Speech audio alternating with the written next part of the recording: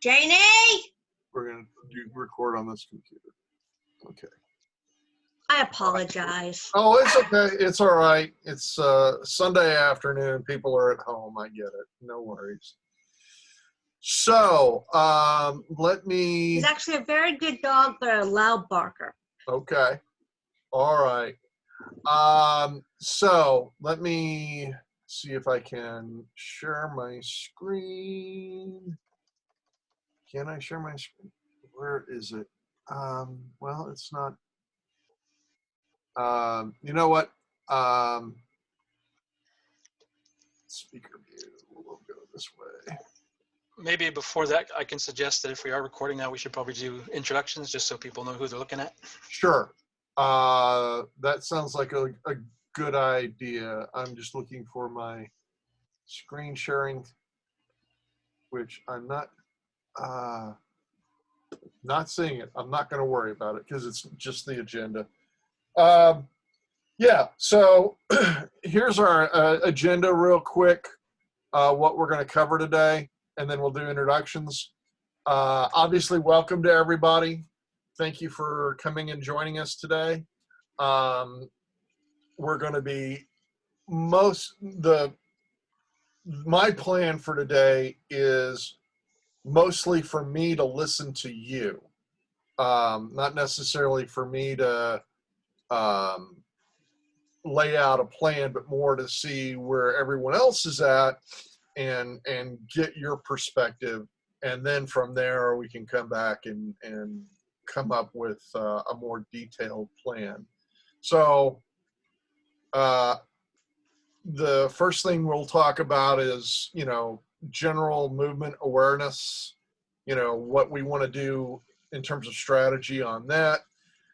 Then we'll talk about how we want to deal with the board of directors.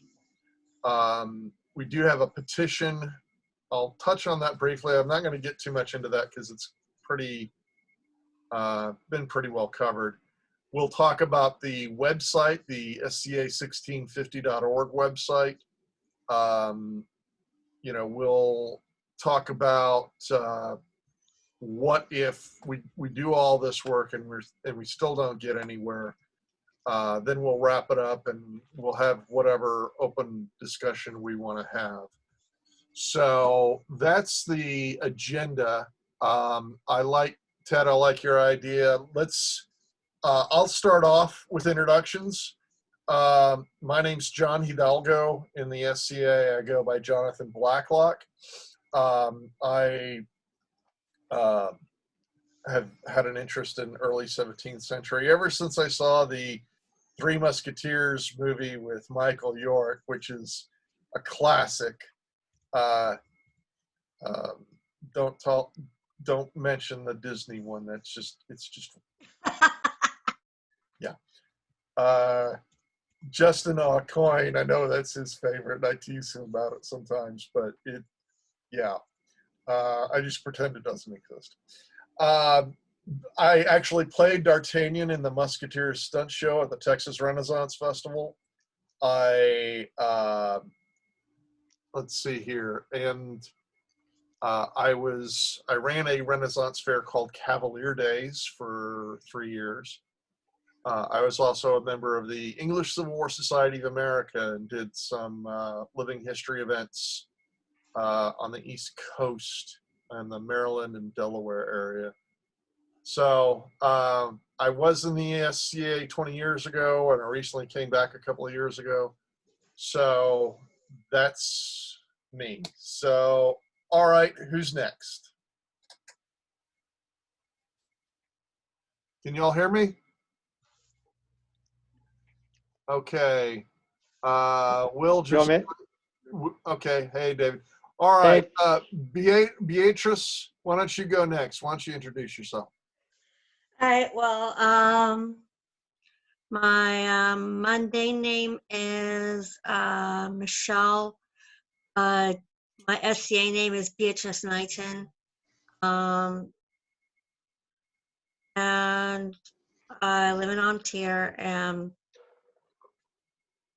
I've been in the SCA for several years.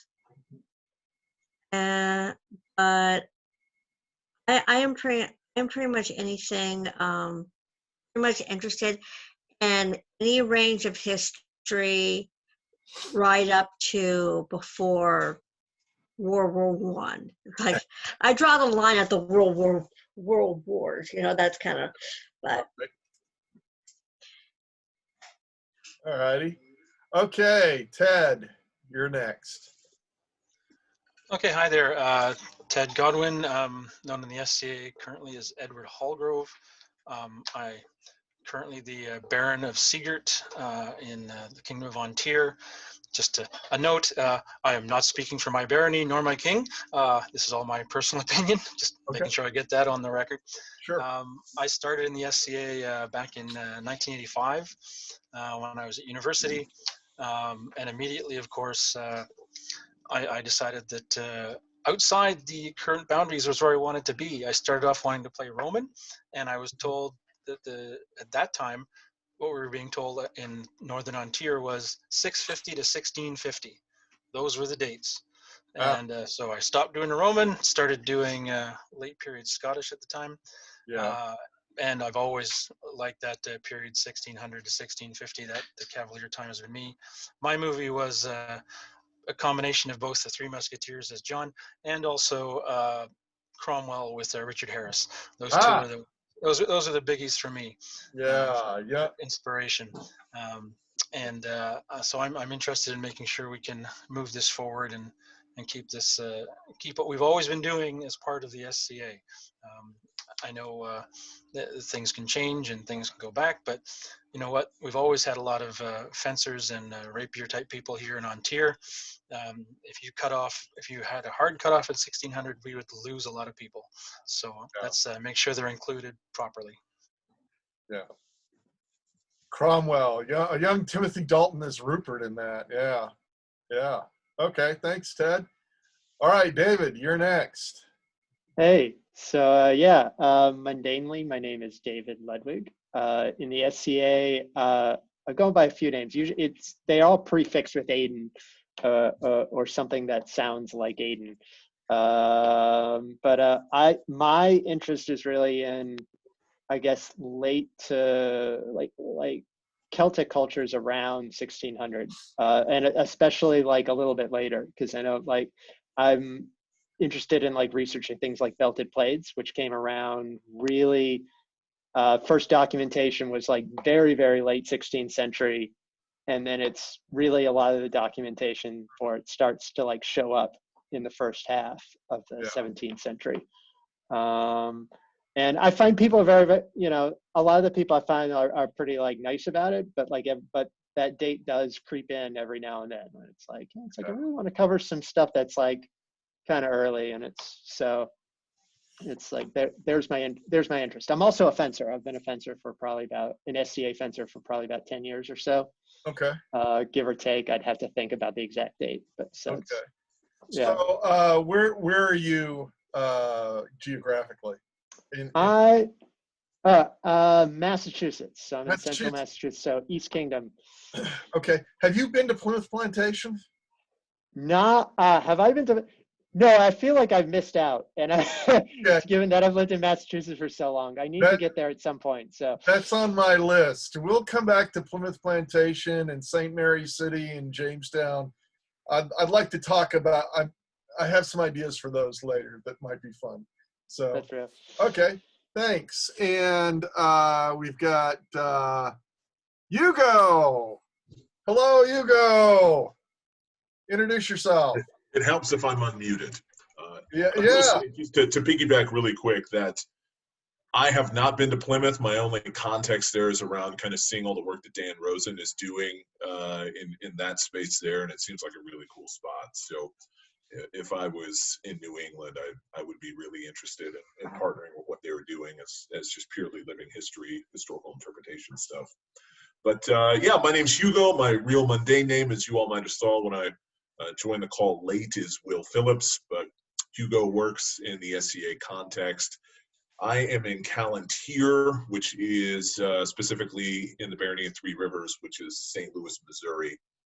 Although I got my start, I think like a lot of us, especially us dudes in the SCA, as a college student in Onsteora, and was the big history nerd at Oklahoma State. So I was up in the north part of the kingdom. Okay.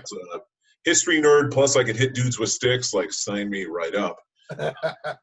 Even though like I've got out of the armored / heavy / whatever term you want to use fighting scene. When I returned, I was away for about a decade. Came back.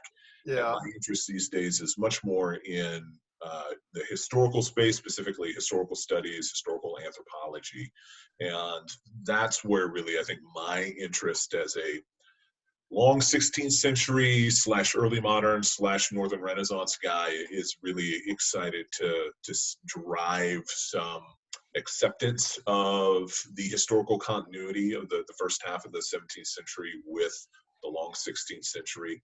I don't portray 17th century stuff, and I don't really study a whole bunch beyond my focus being really Renaissance era Low Countries. And you look at the history there, and there's very clear continuity up until about 1619 of the last decades of the 1500s. And so that's where my interest is in all this. Okay. All right, cool. We just had Corwin join us. Welcome, Corwin. Just to be, so you know, we are recording. If you do not want to be recorded, you can leave your camera off. We are doing introductions right now. We're in the hi, hello stage. My name is. If you would like to introduce yourself, we would love to have you do so. If you kind of want to just be, hanging out, you can do that too. So, if you're, let me know, but otherwise, if you're not wanting to do introductions, I'll go ahead and continue on with our agenda. So we just got through with what I'd call the welcome stage. And Corwin, you're muted from what I can see here. And it looks like, do you have a hand up? Yeah, I put a hand up. Okay. Well, hello. Hi there. This is my first time trying Zoom, so Okay. I tried to sign on earlier, but I couldn't get any audio. So Okay. I had All to right. play with the settings a bit. Okay, no worries. Well, welcome. So tell us a little bit about yourself, where you're at, what your interests are related to SCA 1650, and whatever else you want to tell us. Okay. Hi, I'm Corwin. That's the SCA name. Okay. My real name is Mont Bowser. I've been involved in the SCA since 95. Okay. And the majority of what I have done has been late period. Okay. I'm in around Pittsburgh, Pennsylvania, Penzic area. Okay. In Nethelmark. I've been fencing for pretty much the majority of my time in the SCA. Okay. So that definitely puts my interest in late period. Excellent.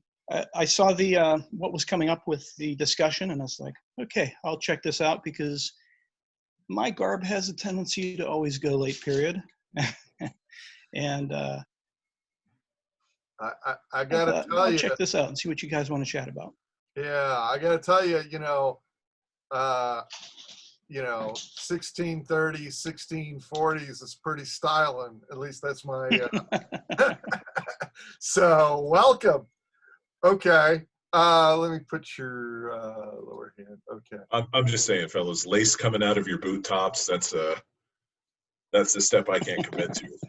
Well, you don't have to do that. I mean, you can. Not everybody had lace, but we might change your mind later. I'm committed to tacky giant ruffs. That's where I'm at. So, Okay. The 1630s, like big shorts and the lace boot top things, like, yeah, that's okay. not my space. Fair enough. Fair enough. All right. So let's talk about on our agenda. The next topic is just general. As I said at the top of this, that what I'm trying to do here right now is just listen to see where people are at and what they, you know, where they think things should go. So, you know, one of the things in regards to this SCA 1650, I think there are two parts. I think there's what we do out in the world, so to speak, you know, at events, and talking to fellow SCA members and building awareness there. And then there's this other part, which is dealing with the board of directors, which we'll talk about a little bit further on. So right now, I'd just like to open up the floor for a little bit for people to give their thoughts and ideas as to, all right, when we're talking, you know, when we're trying to build a movement, when we're trying to get people interested, involved, what do you see as good strategy to do that? Opening up the floor. Well, if nobody else wants to go first, I wouldn't mind trying. Sure, please. I think those two divisions are key. It's a very good way to put it. And the first one I just call outreach in general. We're trying to reach out to the general membership, and more than the membership, the participantship. Yeah. It's always a weird thing when we talk SCA because there are those sort of two overlapping but kind of separate groups. And I think it's important that we hit that, because I think the second make fait accompli. I think by the time we go to the board formally, it should just be generally agreed that this is a good idea throughout the kingdoms. I think one of the only thing that comes to my mind when I keep thinking on this particular path is the consort question of a few years ago, when there was the inclusion of same-sex consorts. Yeah. And that was a big change in the SCA, but it was a change that came kind of from the bottom up. It was, at least from my perspective, it was kingdoms, principalities, baronies, groups had decided for themselves that this was the way to go forward. This was appropriate. And then that became a consensus, more or less, through the entire organization. Not necessarily everybody on board with it at the time, but it was a widespread kind of phenomenon. So certainly the way I think we need to approach this is I'd like to see us try to build that consensus as much as we can. So we can talk about ideas on that in a bit, but maybe I'll just stop there just to see. All right. Good. I very much in agreement with a lot of what you said there. And I've got some ideas towards that. All right, who would like to go next? Well, I think when it comes to dealing with the general populace on the matter, one thing that we should think about, especially with both the populace and the board of directors, is one important thing to consider when making our argument, is to consider who our audience is. Okay. And make our argument according to that. Such as if we're dealing with if we're dealing with populists that are, like, when it comes to dealing with the type of with the side of the SCA who are the peerage, you know, they're probably gonna be afraid that, well, all this is gonna go away if we suddenly start going into the Stuart era. And well, no, that's not going to be the case at all, because the Stuart era, you know, we still had peerages, we still had knighthoods, we still had, you know, monarchy, you know, we still had all the things that that that we like to have in the SCA. Yeah. And I think one thing that we should definitely emphasize is the fact that just because we are extending the timeline does not mean we're getting rid of the old one. If people still want to be a Viking, they can still be a Viking. If people still want to do Italian or German or Celtic or whatever, that is still on the table. But I know that I told you, John, but I think I'm going to tell the others the story. But this year at 12th night, I came across a woman who was dressed in a Stuart dress. It was a very pretty dress. That's a style that I do like. And I was a little surprised that she was wearing that to an SCA event because that's not something that you would usually find, especially even in late period.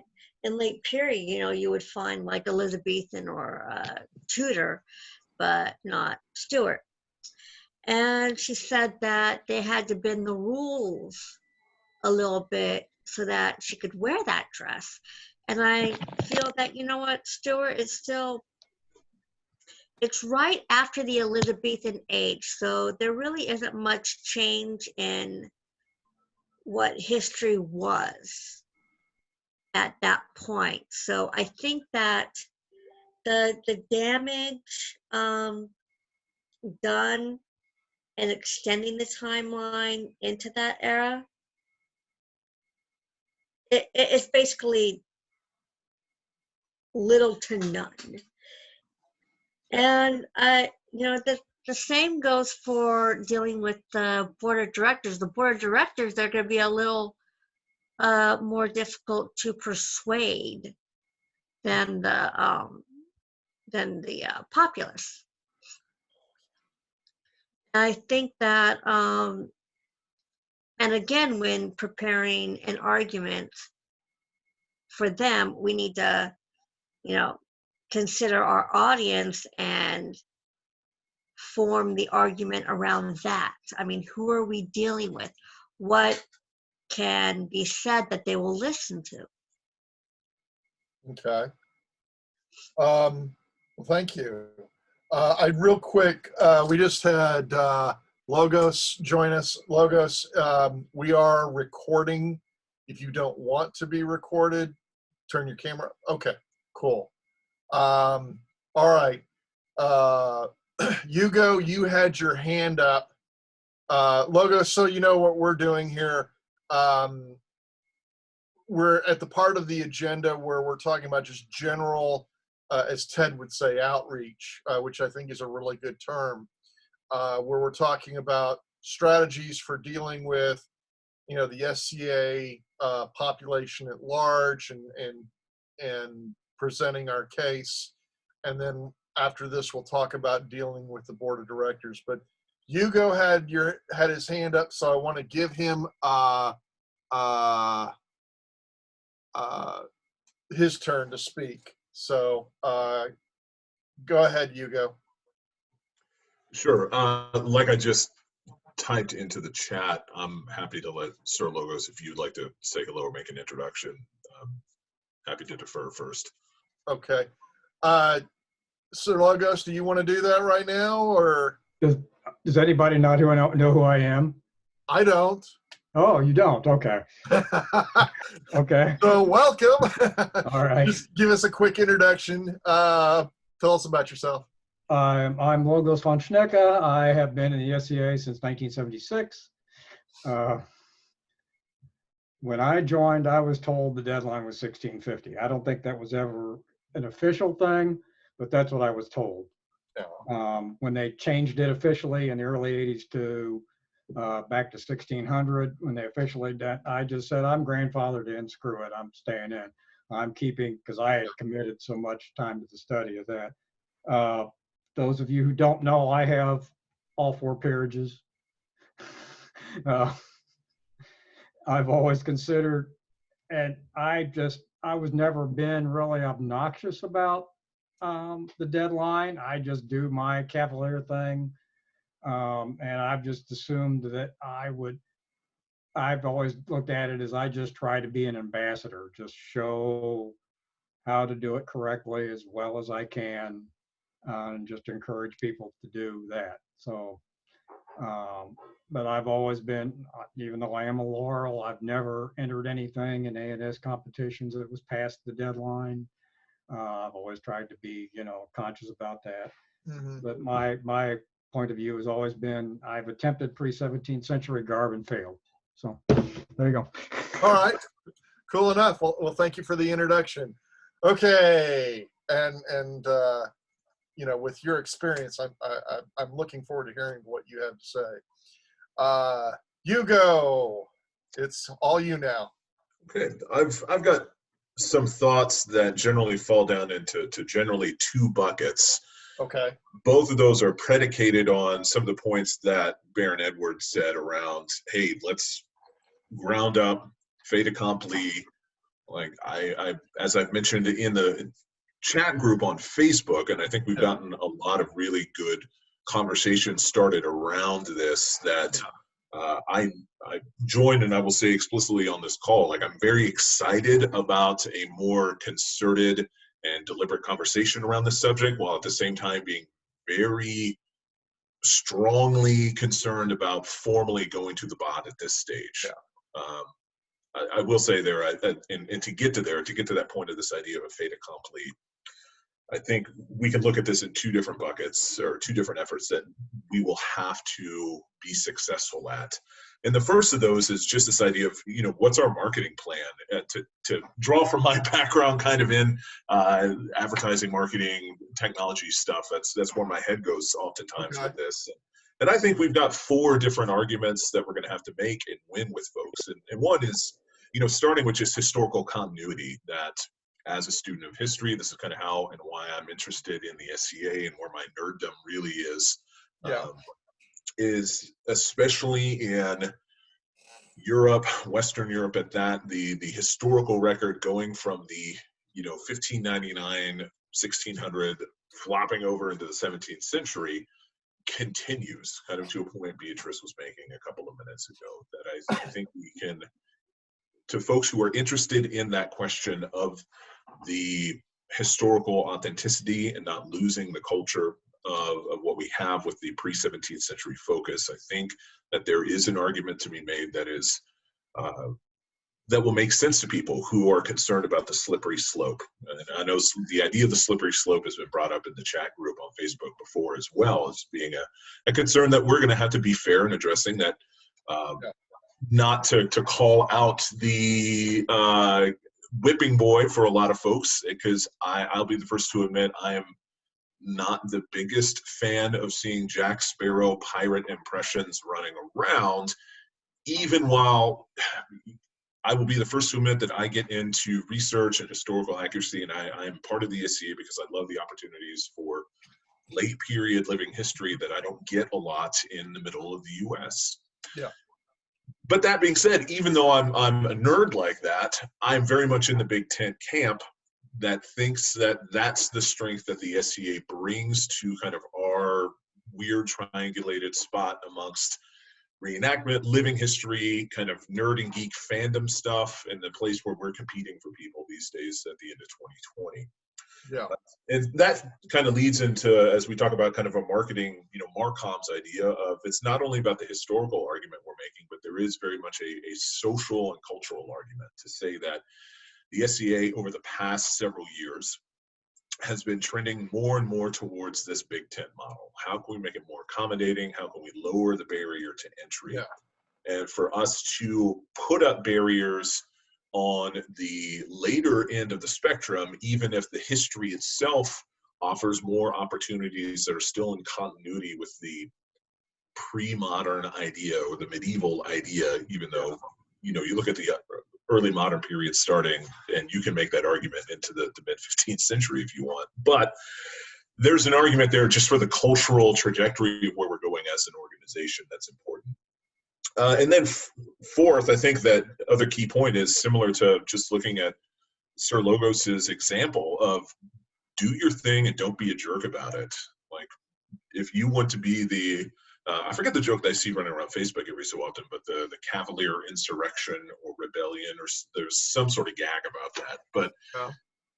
do it and don't be a jerk. And throwing rocks at people about our, even though I say even though I don't actually do 17th century stuff myself, but as close as I can get around 1580s, of pushing people's buttons, because in Callantyre, it's a heavily Saxon, Anglo-Saxon, Norse culture. Like, as I think I mentioned this in the chat group, that there's only a handful of us in Callantyre who are really dedicated to 16th, much less late 16th century stuff. And I can't think of an individual who's a core part of the organization who's, regularly at events when we used to have them, that is doing 17th century stuff. There's some sore spots. We're going to have to meet that. And that feeds into that second bucket, as I mentioned, that I believe, in addition to talking and thinking deliberately about how do we move the needle here with how we are communicating around this. Yeah. Secondly is building an advocacy for people. And that's both kind of the community of how do we get people talking about this at local, regional, kingdom levels. Because like I said, there's not a lot of it happening in Callantyre, for example.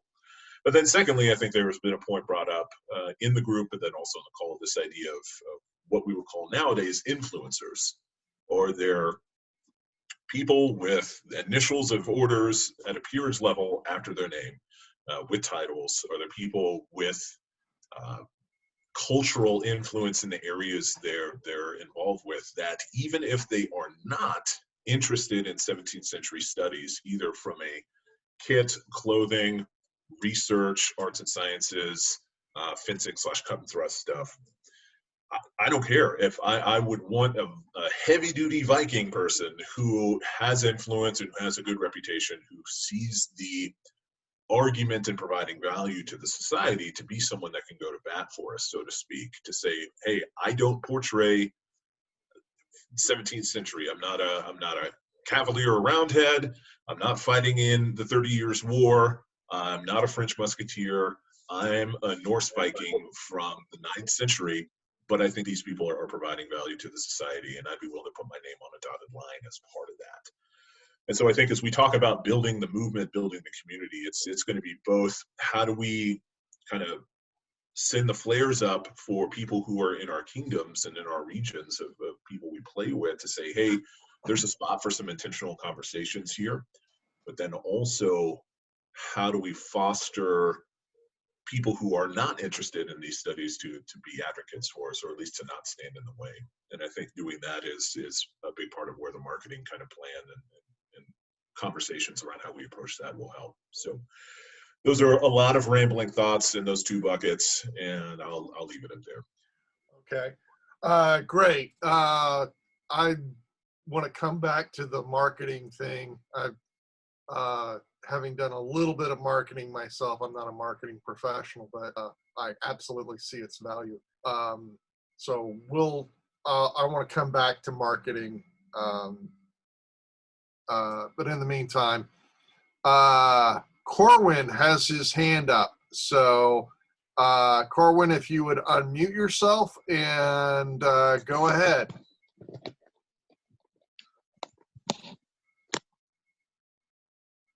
Corwin, are you with us? Yes, I'm unmuted.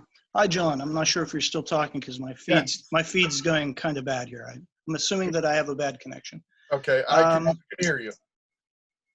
You can? Yes. Or can I? Okay, good. Yes, I can. Only had a small thought, and it was following off of whenever Beatrice was making her comments in agreement with her. Whenever I had seen the post you had put up previously, trying to garner some ideas, have people prepared for that, thought that I had was that it would be helpful for the going with the 1650, in that it is the end of it's the beginning of the end of the monarchy period, with the execution of Charles I in 1649. Yeah. And thus we see a change in what is happening in Europe, but that then incorporates the entire historical volume of where we would be wanting to go with the SCA, because it demonstrates that entire medieval aspect going through that change in the Renaissance to that new change. And that is a huge point in teaching people about history, is including that. It also would then be helpful for those who, okay, coming from the fencers aspect. We do a lot of research with the various period masters, but we run into a problem that some of the favorite masters that we wish to pursue, the text which they publish sometimes will be published in 1602. Thus, now it becomes inapplicable to submit research on that if someone would be considering a laurel. By expanding that time frame, we bring in a wealth of information and artistic achievement that is currently inaccessible. I mean, it's there, but it's frowned upon. So if we present a logical argument for why we should go with 1650, that helps us with the board of directors, it helps us with the populace, and you will find a grassroots support for that coming forward. So, I'll unmute. Okay. I'll mute now and let conversation continue. Okay. David, I see you have your hand up. You're going to be next. Corwin, I agree with you on 1650, but for a slightly different reason. Yes,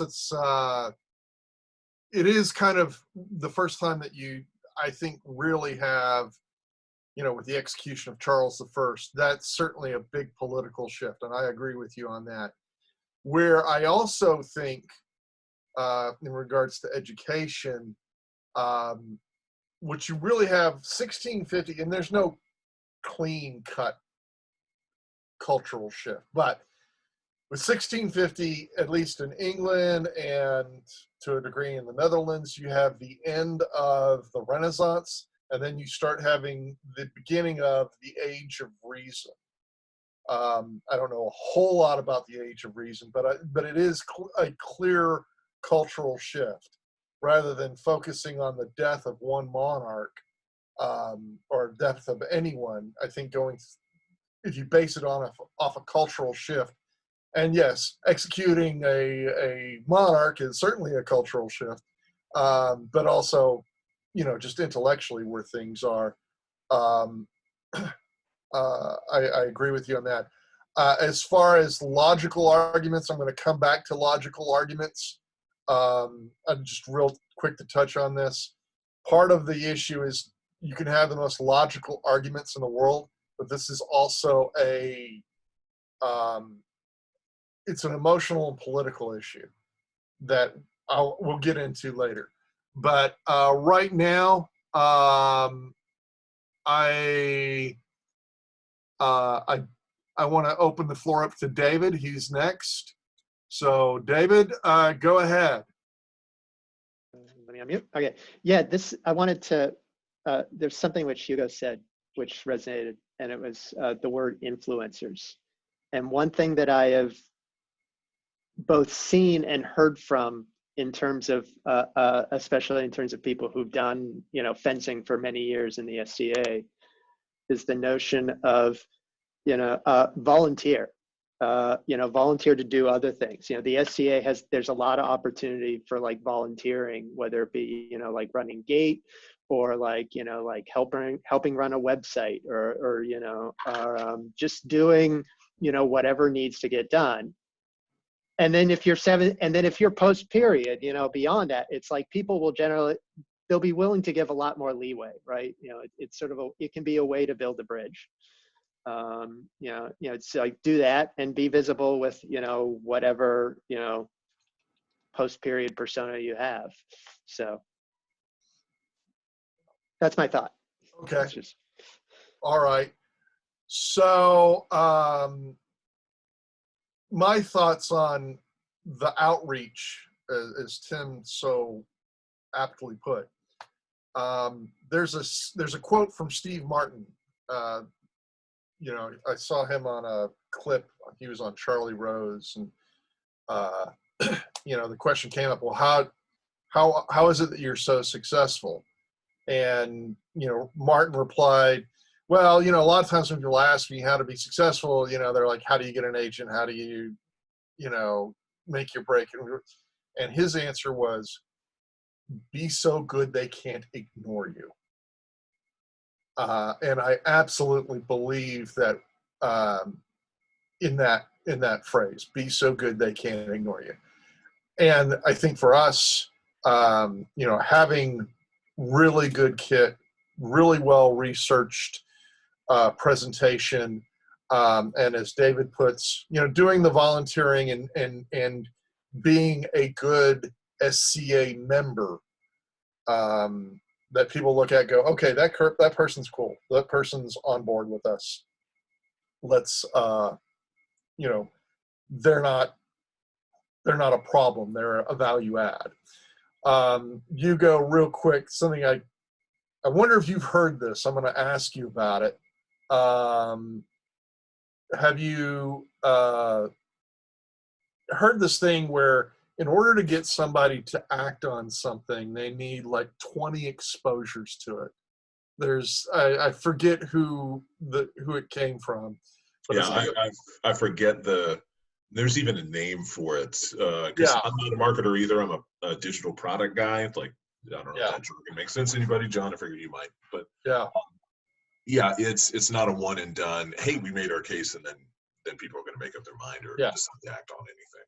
Yeah, it's going to be an ongoing campaign, and people are just going to have to see what we're doing over and over and over and over. David, did you have a hand up?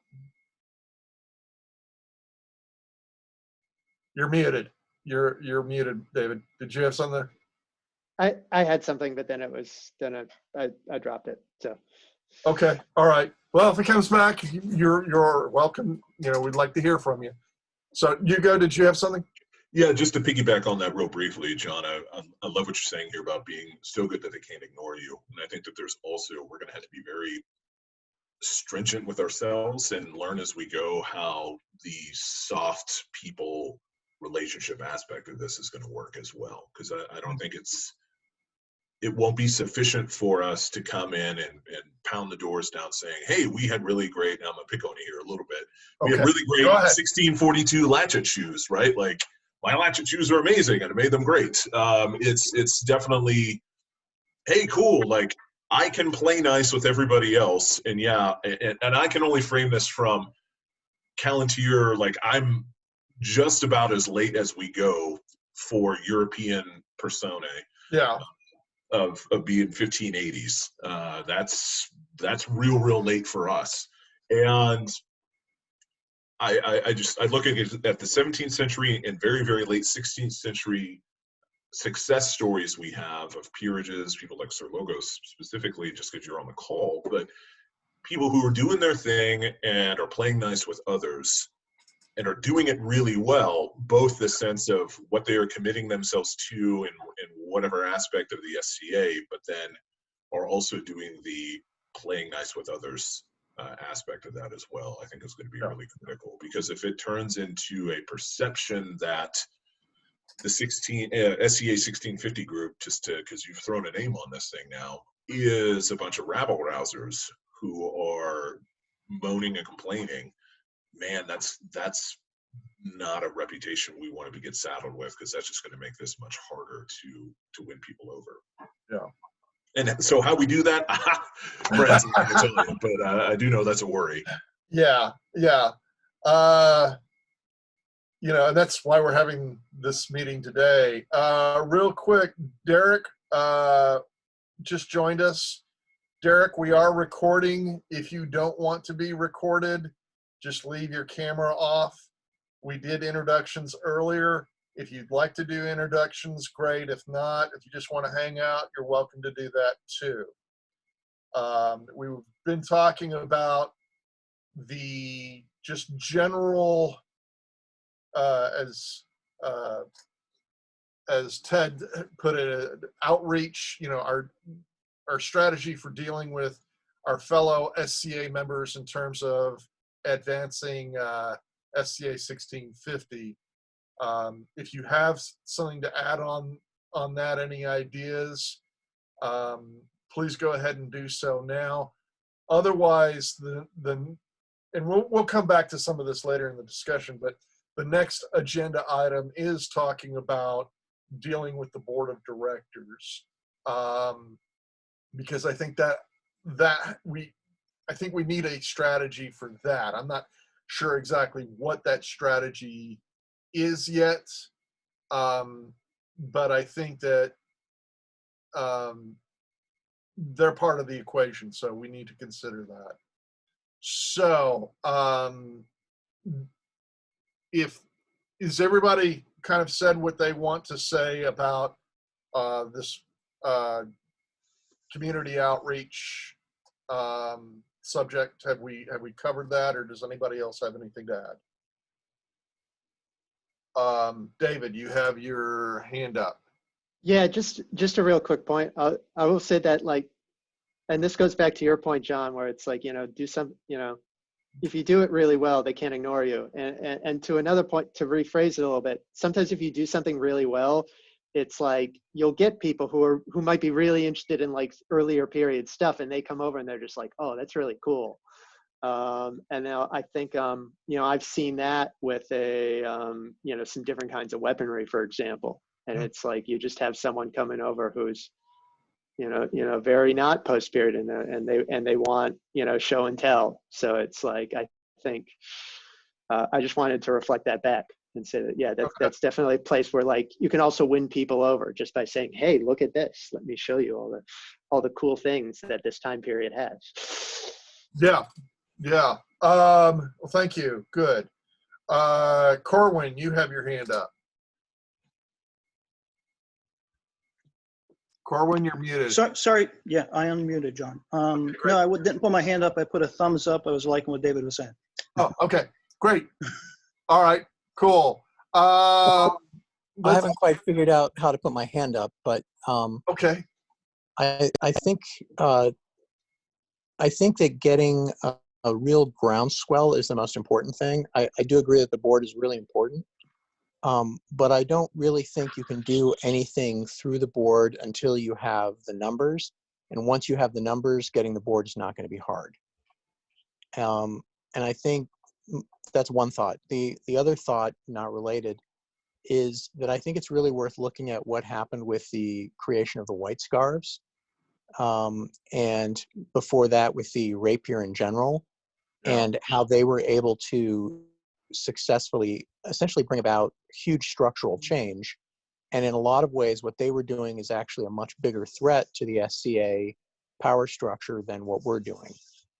Adding a few years doesn't really threaten anybody's game, but chivalry felt very threatened by rapier because they were afraid it was going to be another, peerage that would potentially, have a road to the crown and all that other stuff.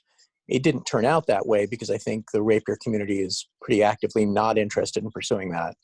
Yeah. But that's a way in which a community that was, let's say, even more threatening to a lot of people was successful. And I think looking at how that worked would be useful for us. Okay. Cool. Sir Logos, did you raise your hand or did you just? Okay. So Sir Logos and then Ted, because I see both people raising hands. Sir Logos, go ahead, please. Dealing with the BOD, you have to remember the BOD is made up of volunteers, people who are nominated by other people. Yeah. So, and they have limited terms. I believe it's 2 years right now.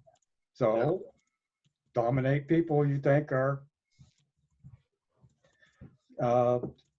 in favor of extending the deadline. Use the system against itself. Okay. Anybody can nominate anybody for the BOD. Okay. All right. And remember also that the BOD does not represent you. The BOD represents SCA Inc. Right.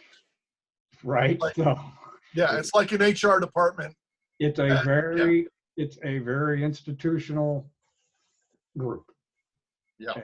They won't make waves if there's no reason for them to. Yeah. So. Okay. Cool. That's, we're going to get into that in a minute. I'm wrapping up this one, but thanks for that insight. And I agree with you. Ted, you're next, and then we're going to move into the next agenda topic, which is the board of directors. Sure, thanks. And I think I just want to echo a bit of what Derek and what Logos were saying, because I think we don't have to worry about the BOD being objecting to this. The only way the BOD objects to something is if it will cost them. And when I say cost, I mean actual money or some sort of regulatory cost. This is not really, I think, going to be too much of an issue for them. And in fact, the one of those arguments we may be able to use when we incorporate arguments going ahead is that if this can expand membership in any way, that's a positive for them. But I did also want to come back to something David was saying, and I just want to be a little careful because I love the idea of bringing people over, as you say, but I also want to make sure we're not seen, and we don't ever go that way of we're recruiting new people to be late period. And I know that's not what you meant, but it's something I think we should probably keep in mind, because I think what Hugo was saying earlier about building consensus, a wide consensus, is really important. I think the more people we can get who have no interest in late period, the people who are dedicated Vikings or Romans or whatever they are, who are on board with this, I think that helps us build a much stronger movement going forward. So that's what's going to make it. When you can have, I mean, I know here in Ontario, we are, every king is a Viking or something close to it for the last 10 years, I think. We've, and certainly here in the Principality of Tiree, I think we've had one prince in the last, 8 years who's hasn't been something before 1100, I think. So, but all of them have been very supportive of that late period community. We have a very active rapier fencing community. And so that's what I think moves it forward, is when we really build that wider consensus. So thanks. And I'd like to piggyback off of that briefly. Just to say, I think this idea of consensus of the community is going to be the thing that provides the real kind of boots on the ground when you're hanging out at an event, post-COVID. The real meaningful difference for folks who are looking for acceptance of their extreme late period / post-period 17th century work. And the BOD is a organizing governmental, mechanism that doesn't have a lot of influence in the really the day-to-day experience, at least from what I've had when I'm hanging out at events with my friends doing whatever thing I'm doing at that event, whether that's fighting very, very poorly, or whether that's having nerdy classes or what have you. I think if we can focus on that, I think that's where people are going to find acceptance, and also having the courage to do what you do and don't be a jerk about it, I think is really where that's going to be important for folks. Because if the BOD tells us yes, tells us no, like, frankly, people who are doing 17th century stuff are technically out of bounds anyway. But if you're doing it well and being a decent person about it, then go have fun and be encouraged in that. At least that's my POV from the cheap seats. Okay, cool. We've got 2 other people with hands raised. Let's briefly, I want to make sure that these people get a chance to speak, but then we need to get on to the next agenda item. I'm not sure who was first. Corwin, go ahead, and then Derek. Hi there. I'm going to make a quick comment, then I'm going to have to say goodbye because I'm going to have to get off the chat. Okay.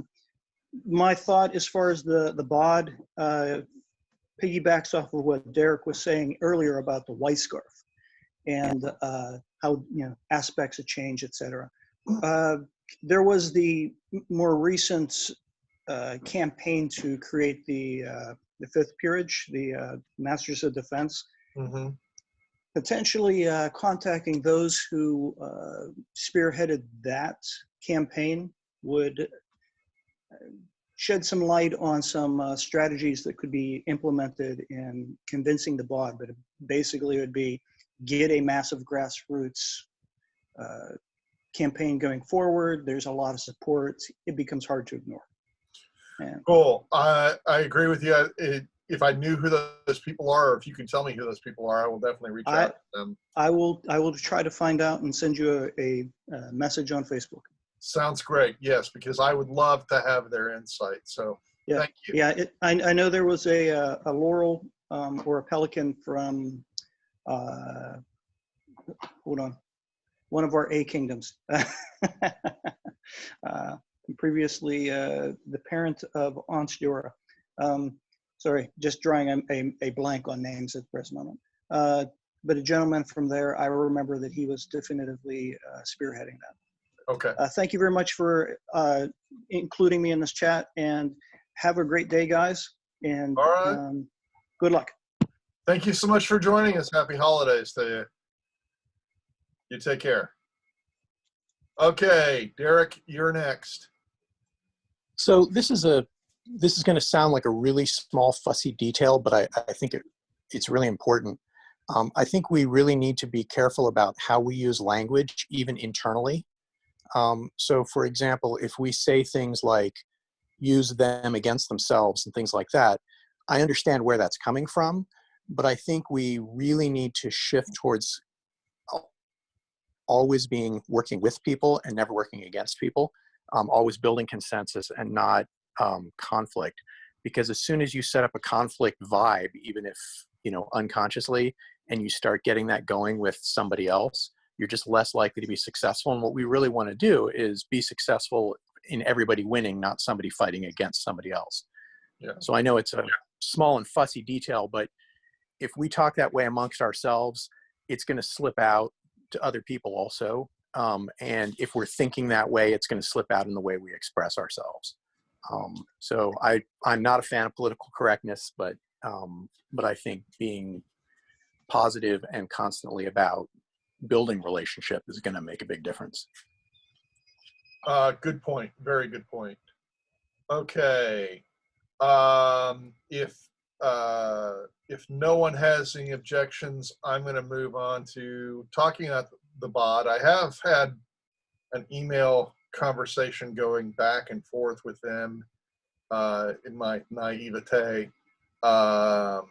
So I have seen some things there that lead me to believe that this is very much not, we can present all the facts that we wanted, but it's really both an emotional and political issue. Usually when you see something like that, it's around some sort of fear of loss of, being able to play the game they want to be able to play, or loss of privilege, loss of political status. Most of those things, really, from our perspective, we would say you're not going to lose anything, but on their side, they don't necessarily see that.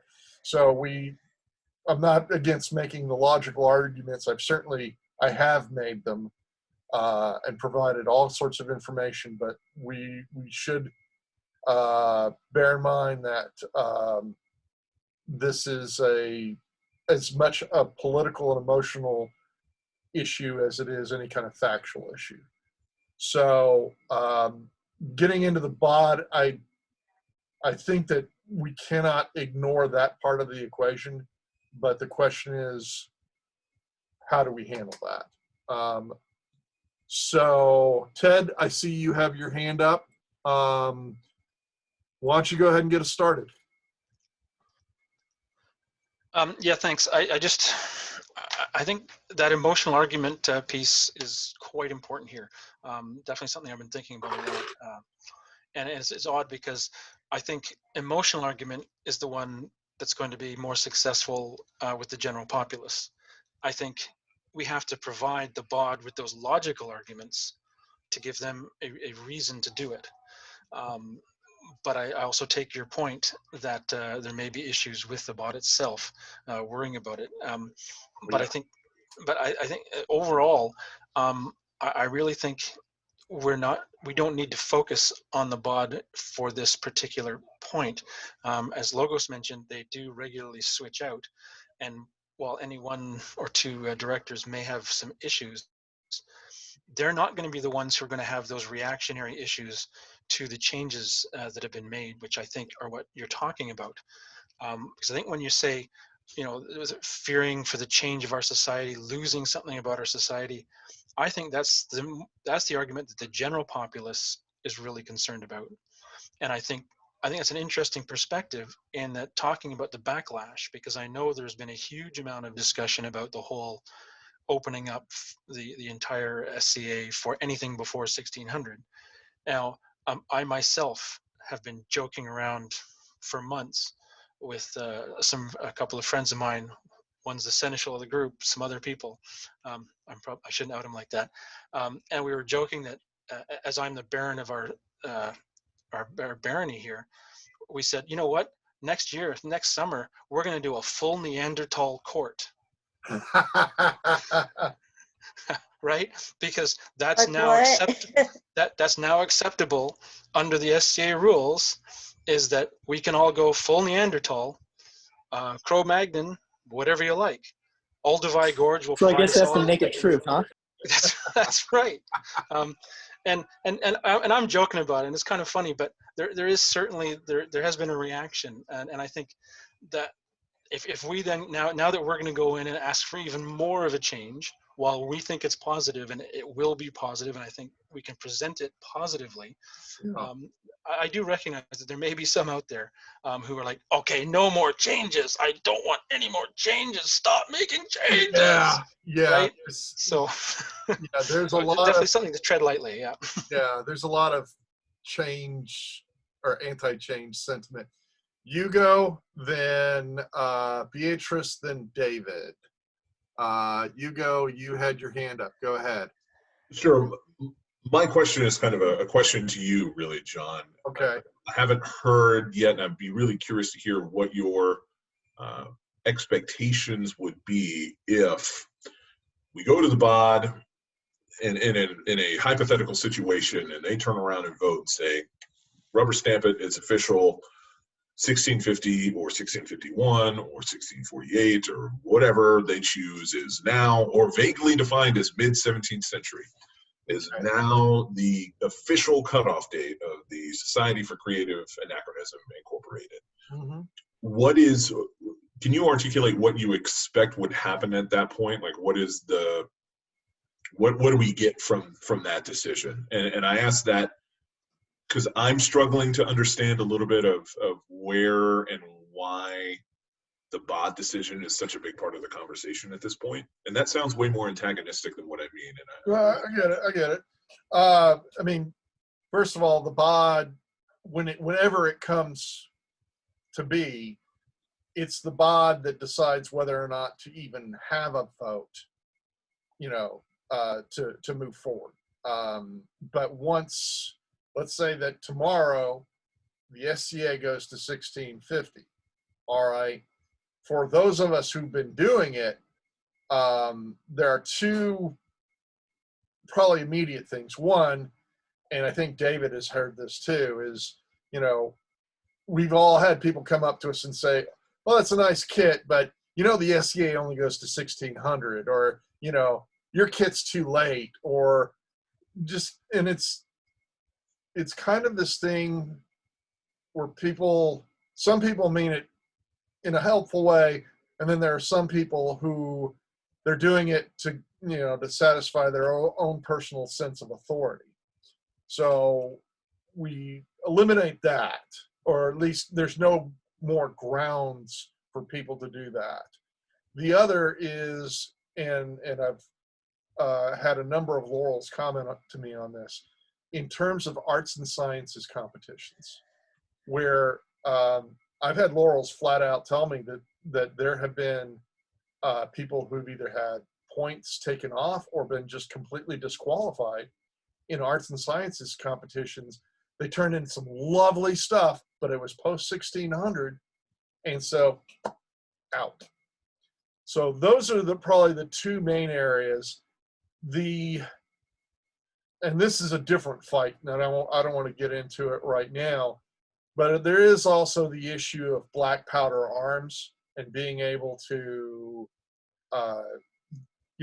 do a black powder musket demonstration or go to a range and do a live fire competition on a qualified range.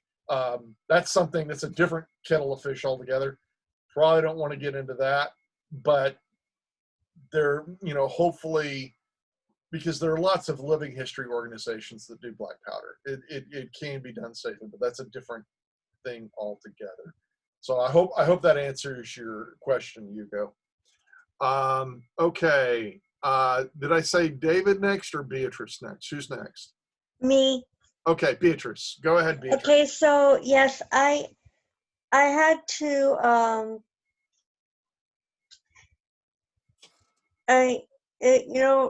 it really did make a good point that there is going to be some resistance to the change. Yeah. However, there's been, to every change there's ever been, there's always been some sort of resistance. And it only takes a matter of time for it to be normalized for people to say, well, okay, this is what we're doing. So I think that what really should be emphasized, as I've said before, is really how it would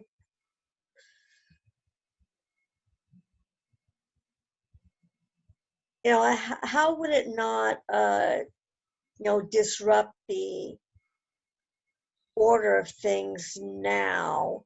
Like, I know with the board of directors, we're going to have a collection of people. We're going to have peers, we're going to have laurels, pelicans, knights, what have you.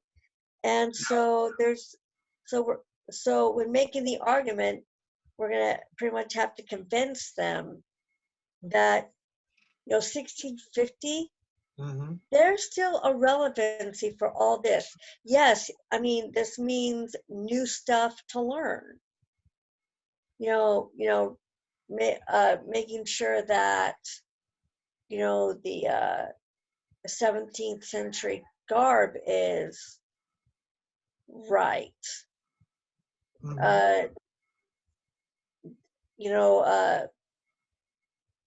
What we eat, what we read, what the A&S portion of it and the marshaling portion of it and the heraldry and everything. But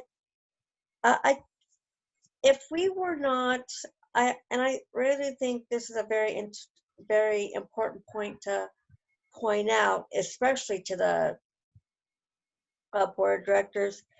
If we were not open to learning new things, we would not be in the SCA to begin with.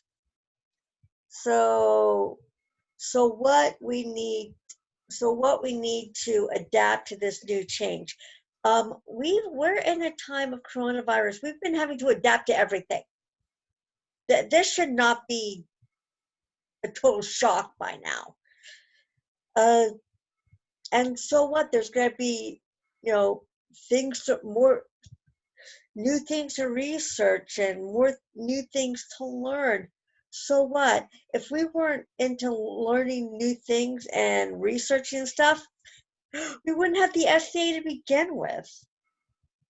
Yeah, I agree with you. I mean, I think that's, the value add is there are things to learn in the SCA. That's why people come to the SCA. I completely agree with you.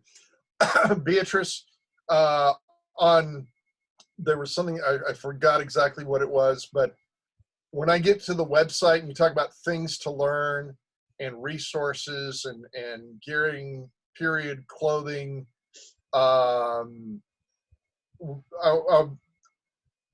going to talk about some stuff on the website that will tie into that. But I don't want to, David is next, so I want to give him a chance to go ahead, David. Yeah, I guess, but maybe a small thought, but I guess just in line, like with the thinking of, whenever it goes to the board, right?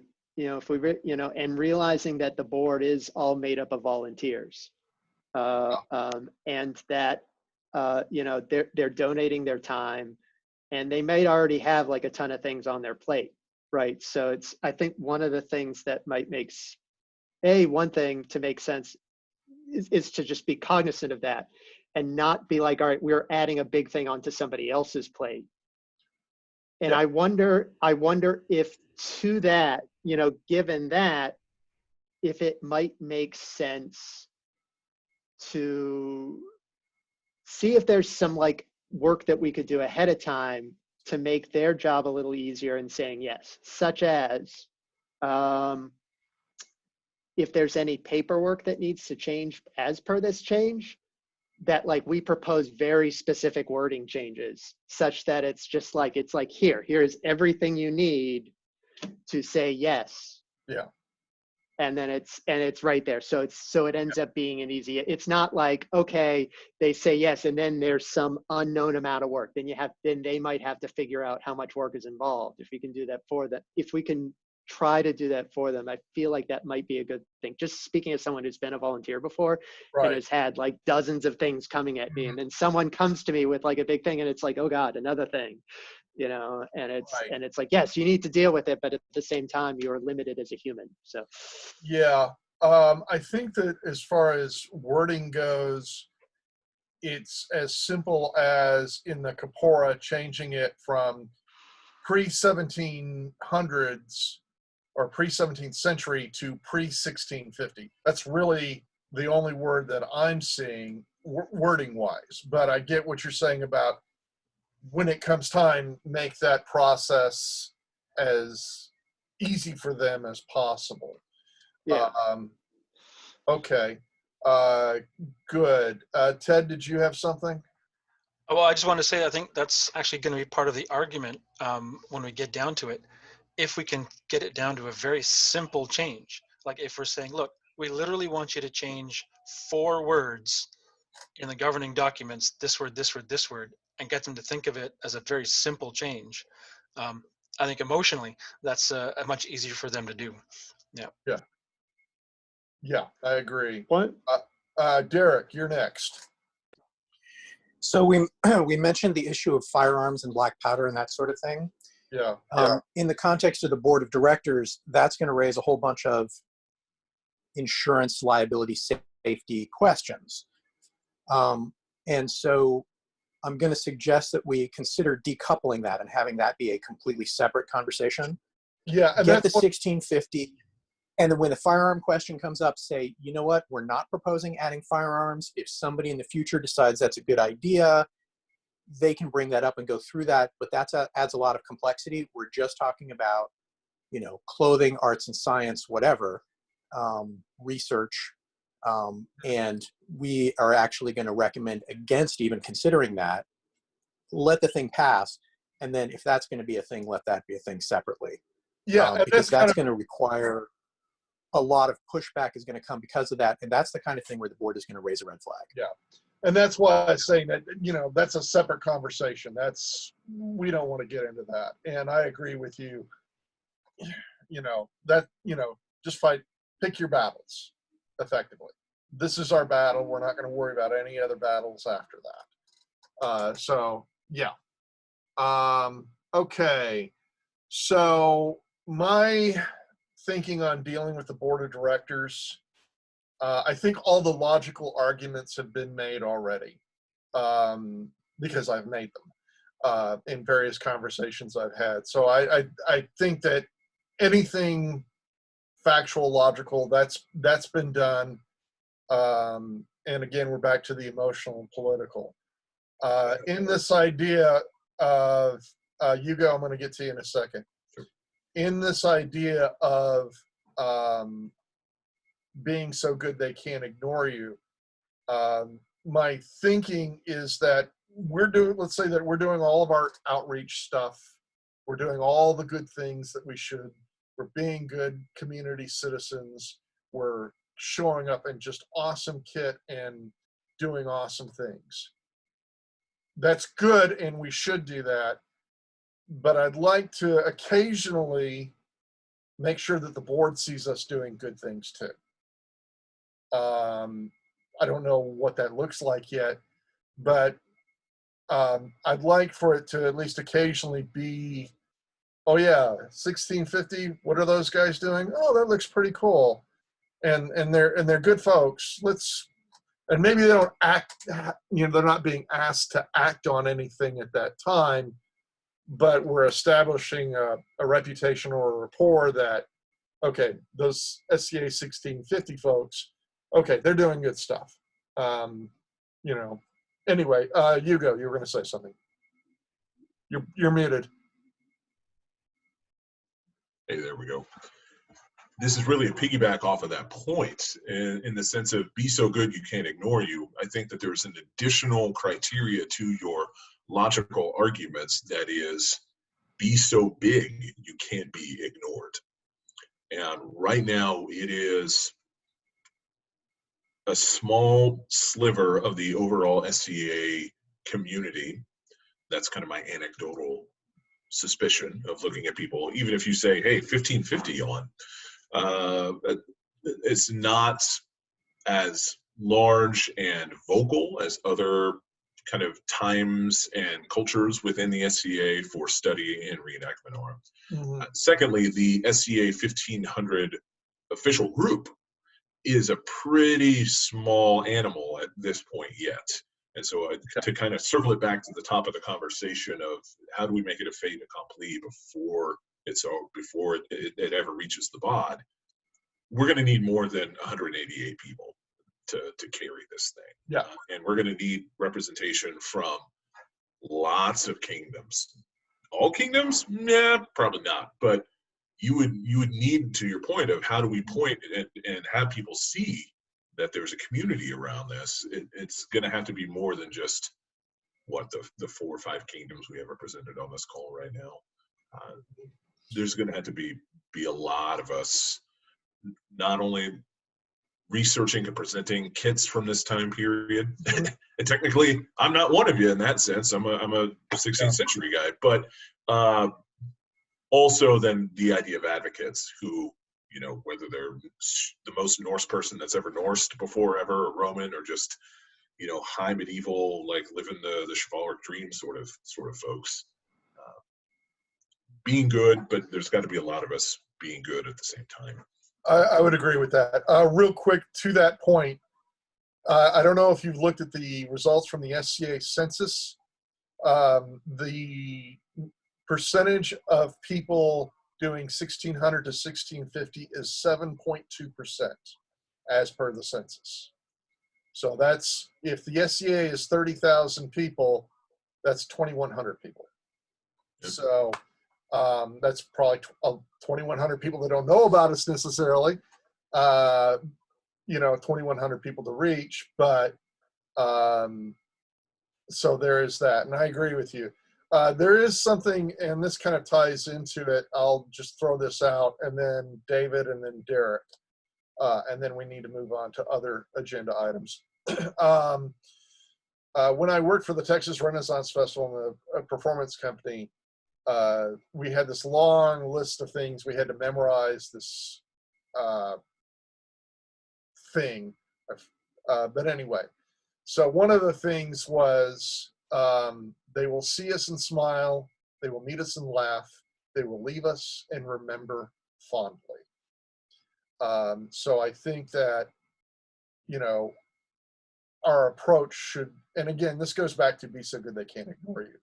Our approach should be, you know, as we bring more people into this movement, that they are also on board with, like you say, don't be a jerk, you know, don't cause unnecessary conflict, and be kind of that really good example.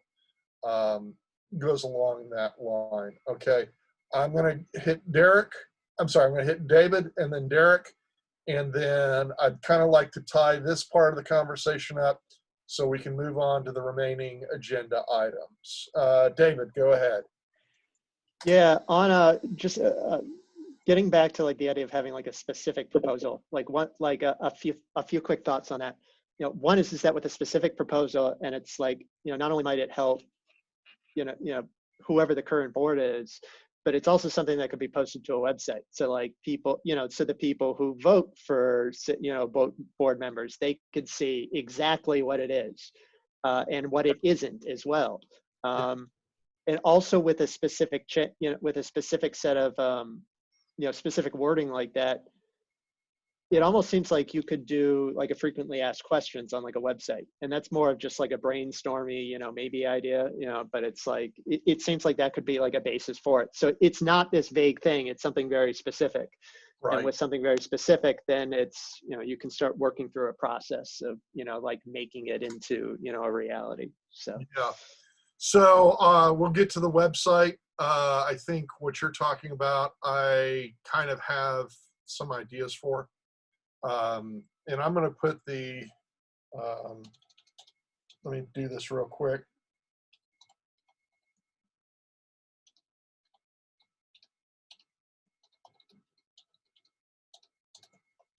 Okay. In the chat, I'm, oh, it's SCA, not, hang on a second here. That A might be helpful.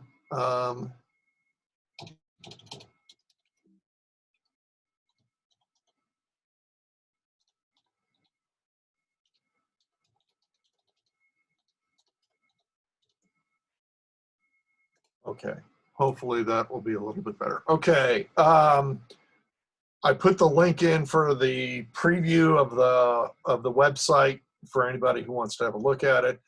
Hugo had to leave,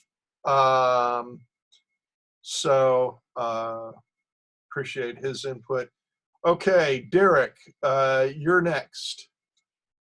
Okay, so I want to kind of tie together a few different things. I'm sorry I came late to the conversation, so I'm only tying together things that I've heard since I've been on. But Okay. We talked about the logical versus the emotional appeal. Yes. Some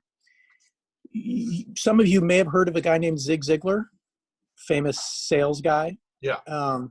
He basically said everyone, no matter how logical they think they are, buys on emotion.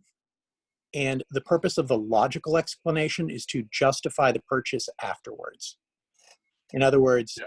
I buy the car because I like it, but I have to have the logic so that if my wife, you know, cuts into my decision, I have some logical explanation for why I did it. I think he's really right about that. And I think that we keep saying, you know, we need to make sure we cover the emotion and the logic. Mm-hmm. I actually think the logic only needs to be in place as the rationalization, but we are going to win or lose this completely 100% on emotion. Yeah. I guess I'm just sort of reinforcing other people's messages, but I'm actually saying I think it's even stronger than what we've been saying. We've talked about winning hearts and minds. We've talked about proving that we are good citizens and doing all these good things. We've talked about making things fun for people and they just want to be a part of it.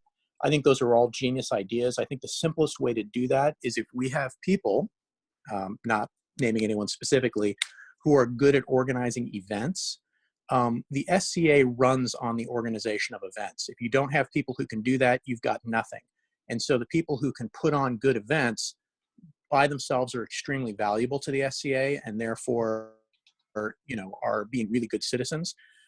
And there's been a lot of flexibility in events. We had an event where they've done zombie themes. We've done events where we've done cosplay themes. We've done events where we've brought in fantasy creatures. I mean, the flexibility on events goes beyond sort of the typical rules of the SCA and the rules of, you know, is your garb correct and everything else.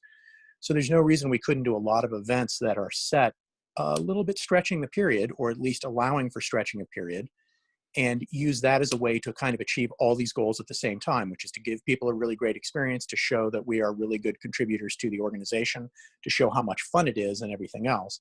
I think the Rapier community, a lot of the reason they won was because they were doing something really fun and people were seeing that and going, hey, I want to do that too. Yeah. So I'm a little bit worried about becoming too high profile as what we're trying to do in a logical way and putting something up that people can then push up against and be negative about.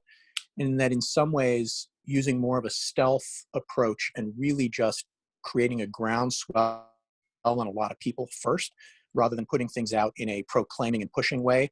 I mean, I know there's a tension because we need to attract people into our movement, and I think that's important. But I think that if we get too much into putting things out in text and logic and that sort of thing, we may actually have more people who are fighting against us and making a big stake than if we keep a lower profile and win hearts and minds first. Anyway, those are my thoughts. Okay. All right. I would not disagree with any of that. All right. Anything else on the BOD subject before we move on to other things? Okay. David, did you have your hand up? Yeah, it's real quick, but it's and this might be a question for like another time, but I'm almost kind of curious, like how far does this plan reach out, right? Like, are we trying to, like, if we're trying to get, you know, SCA 1650 done, like, or like, no, like, are we talking about within a few months, a few years, you know, several years, you know? That is a really good question. Yeah. And one that I wanted to come to at some point during this conversation. Go ahead.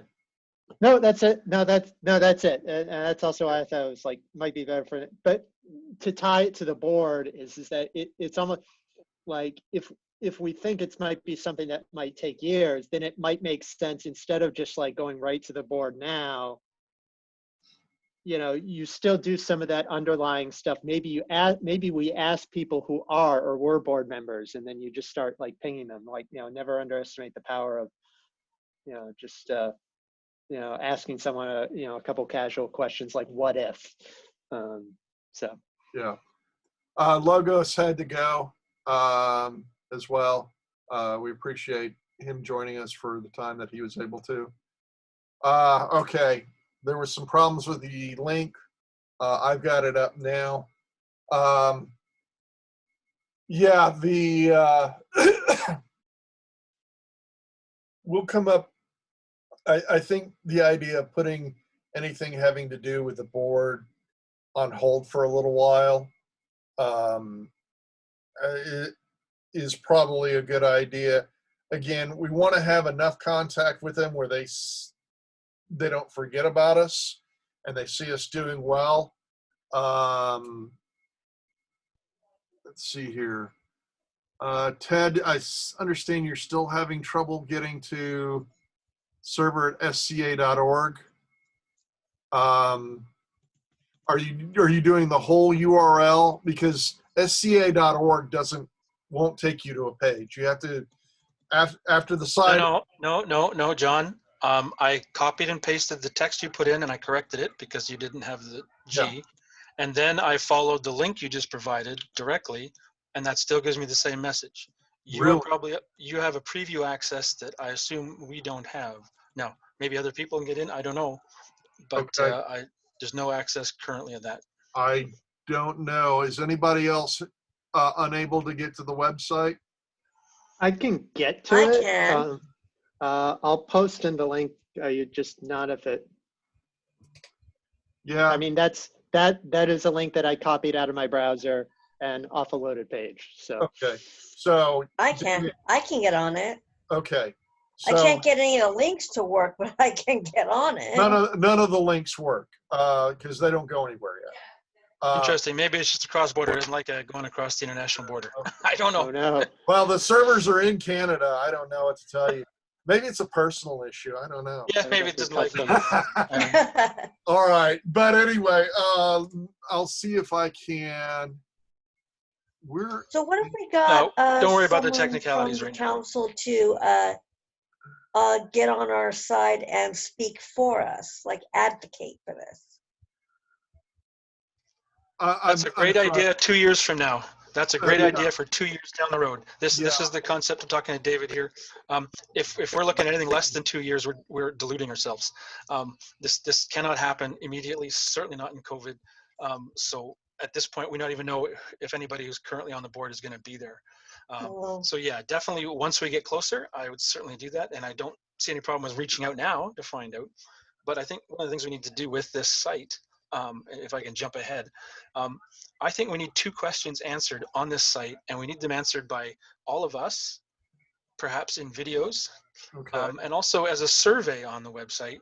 And the 2 questions are, why does the SCA stop at $15.99? I think we need to find out why people think we do. And the second question is, why should we go to $16.50? And what do we have to gain if we do that? I think that's something we need to be very open and expansive about right now. Just get that information. And like I said, I would even like to see us do videos where, people like us it's just a quick 4 or 5 minutes Yeah. to say who you are, what your experience in the SCA is, and answer those 2 questions, trying to be as positive as possible. Right. Post those I up on the mean- website and the Facebook, and then get other people to come in and share their thoughts on the same 2 questions, and We are bring that already information in. we are already in a revolution in and of itself where people are choosing personas be outside of European history, which had never really been done before nor really considered until recently. And I really do feel, yeah, it's like we can go through these type of changes and not have it cause catastrophic damage like what a lot of people in authority are probably going to think it's going to cause.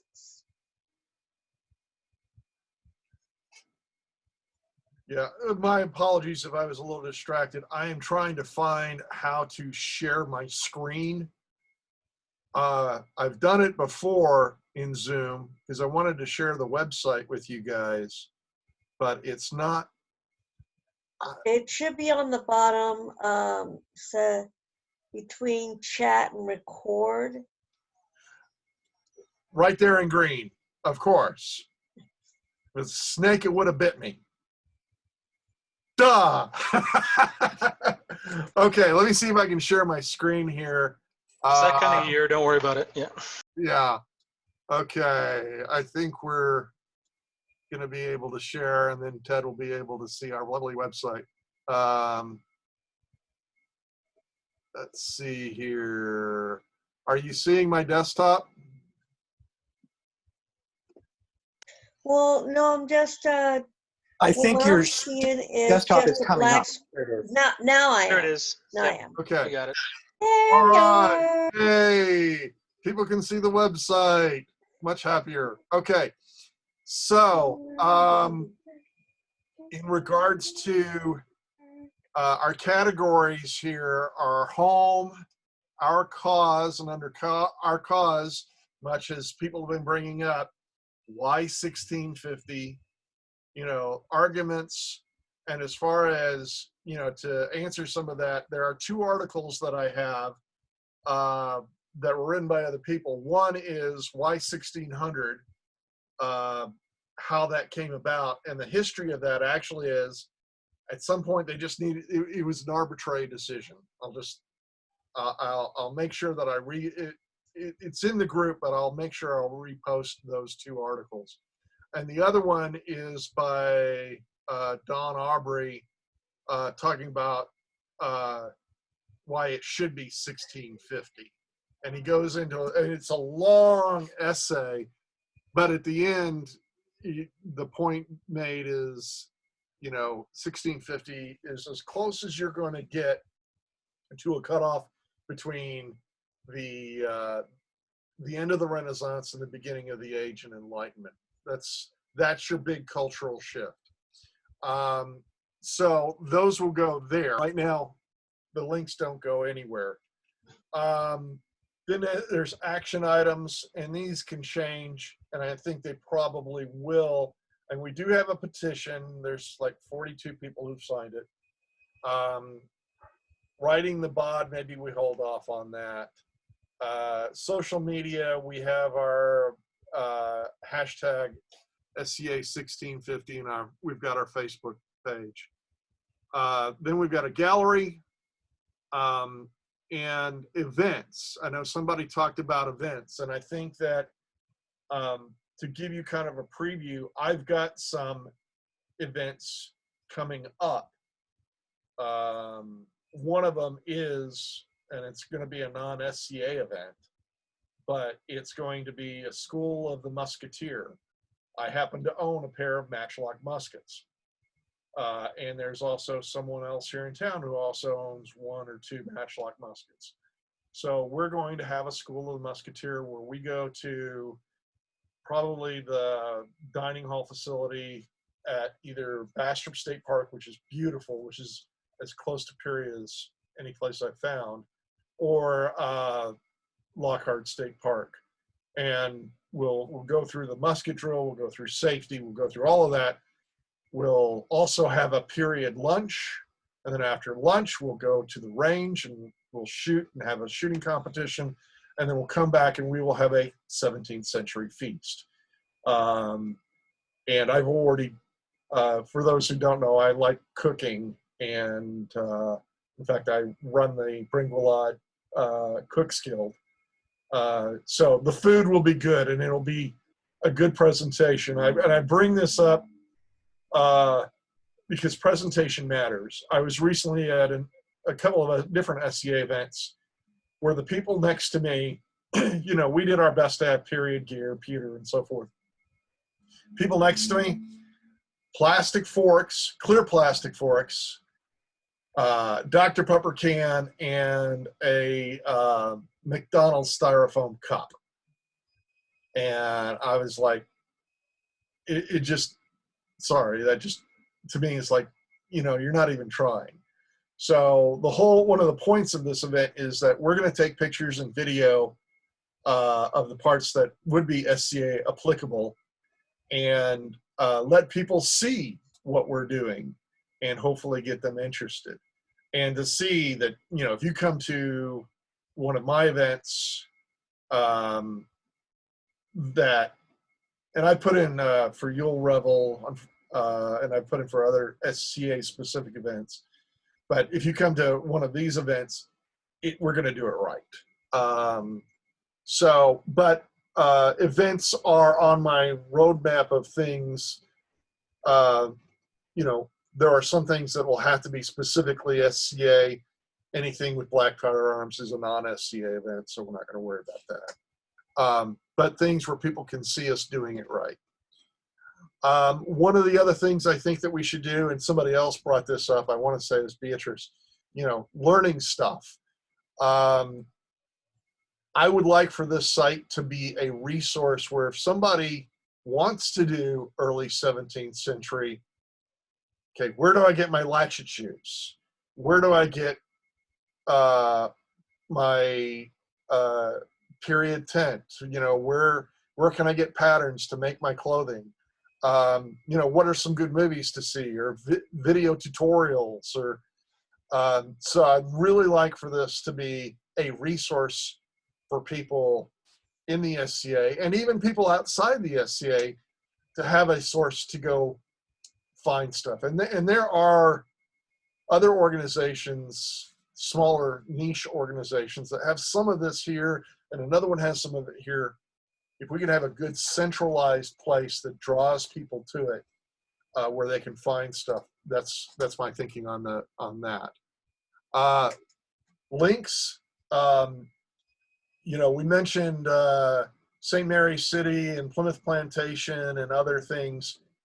There are a variety of 17th century living history sites here and in Europe that people might want to go to. That they might look at that and go, oh, that looks cool. Was it Slag de Grol? I'm probably butchering that. There's this one really Slag am Grol. Yes. Yeah. Slag am Grol, yeah. Yes. That just looks like, oh my God, the mothership is calling me. You know, to have people, places that they can also look at that may not be the SCA, but they can get an inspiration for what we do here. And sutlers and other living history groups.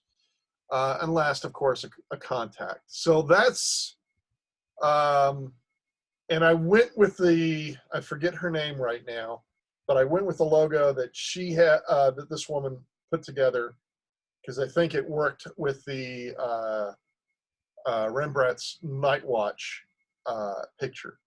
And I went with a Night Watch because it's a very well-known and well-done painting that I think gives a pretty good representation of tie-in with what we do.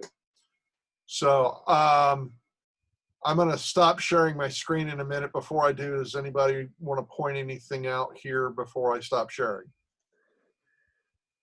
I have a minor nitpicky thing. Okay, go ahead. Which is just under the menu that says Our Cause. Yeah. There is an entry there that says arguments, and I would suggest maybe finding like a different word for that. Okay. Just because it's a little to some people, I think that can be a negative thing. So, Okay. And good point. And See, I just suggest taking all those subdivisions out. Just say Our Cause, one single page, and then from that page, if you want to branch off into other stuff, great. But really, you want to keep it simple. You don't. I don't think we need to be doing a separate things for articles or Y1650, because that's the whole point, right? well, okay. So the argument section was all the logical, we talk about logical, factual stuff. I have a long list, an ever-growing list of here's why people are saying no to the 1650, and here's the counter argument to, okay, people like the simpler slope. Well, if we do this, then we'll have pirates and powered rigs everywhere, and why that's a logical fallacy, or that things would change, and it's like, no, it really wouldn't change. All the different arguments. So let me think on that. And while we're at it, I got to say, I'm not sure that Our Cause is even the best title for that section, because we've come back to that issue we were having before, where are we here for making a change to the board of directors, the SCA governance, or are we here as recruiters for 1600 to 1650 personas? Now, I love this idea of a resource page. This is great. This is really cool. But I think if you're going to if you start using words like Our Cause, then that folds everything into that umbrella. Whereas I think if we can make it a separate part, and I wish I had a better word for it. I want to say maybe Our Hope, but that's even wrong, because what we want to do is we want to encourage people, give people resources for doing living history of this time. And oh, by the way, we'd also like to make this official within the SCA. Okay. So let's, and in fact, as I think has been pointed out by a couple of people before they left, and us as well, lots of places don't have this kind of fuss that they have in places like Calontir, apparently. No one has ever stopped me at the gate and said, that garb is not period, you can't come in. Nobody's ever suggested we can't do anything. So my neck of the woods, so let's ignore it. Let's ignore it as a rule, as people have done all along. Okay. But somehow what we need to do is get across the idea that, by the way, we would like to regularize this. Okay. We would like to make this normal. And Cause just feels a little up in arms about it to me, and I'm not sure we're ready to be there yet. Okay. Well, let's maybe we do take it out. Let me give some thought to that, because you make a good point. Maybe it is too soon for that, but I think at some point, somewhere, we need to be able to say, we want to go to 1650. Here's the formal cause. Here's the things that back up our position, and here's how we take action. Maybe we, for the moment, we take action off of that as well. Or just bring it all into take action. Okay. Maybe make take action, and then they click on that underneath, and it's take action. Then the first one is Our Cause, right? Okay. Um, and I know it's not really the right thing either, but take action at the very top of that next page. It says take action to help or to make this officially part of the SCA or something.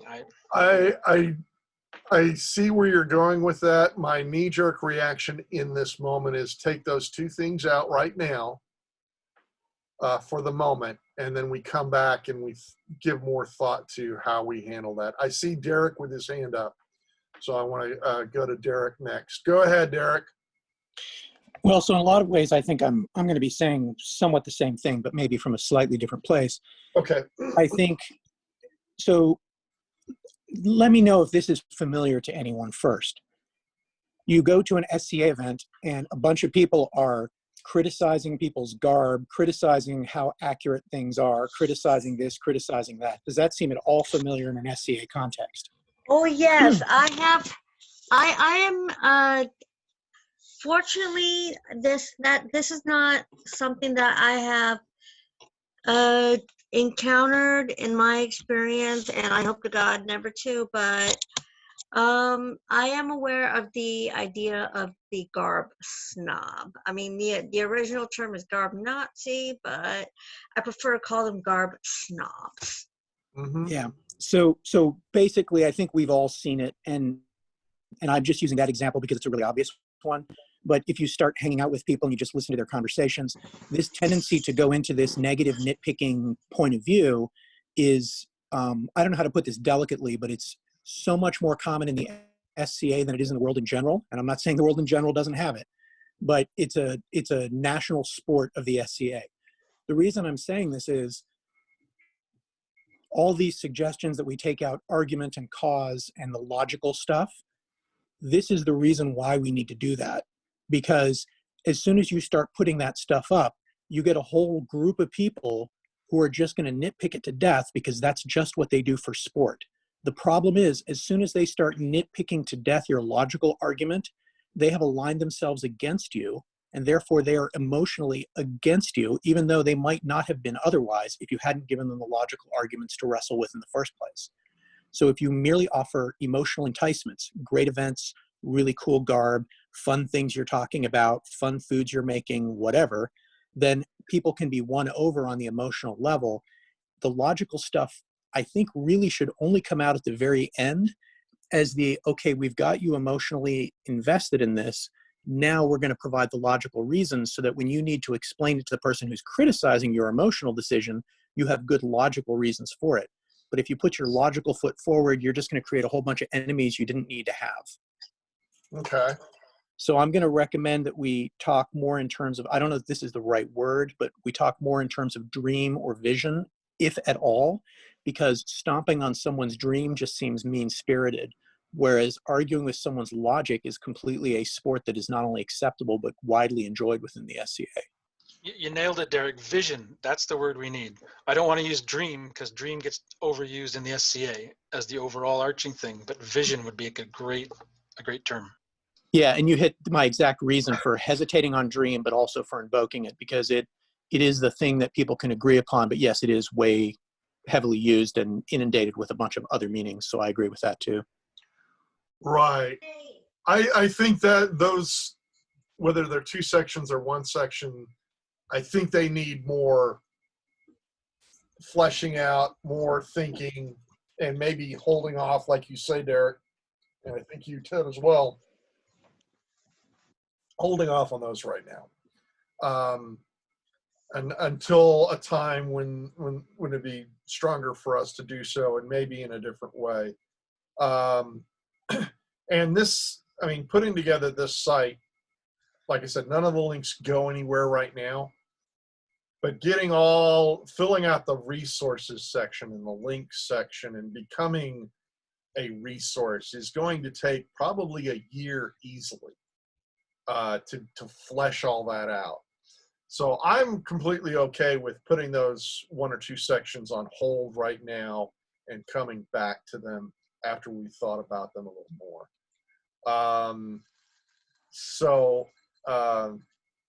I do want a gallery at some point. Let's talk about events for a minute.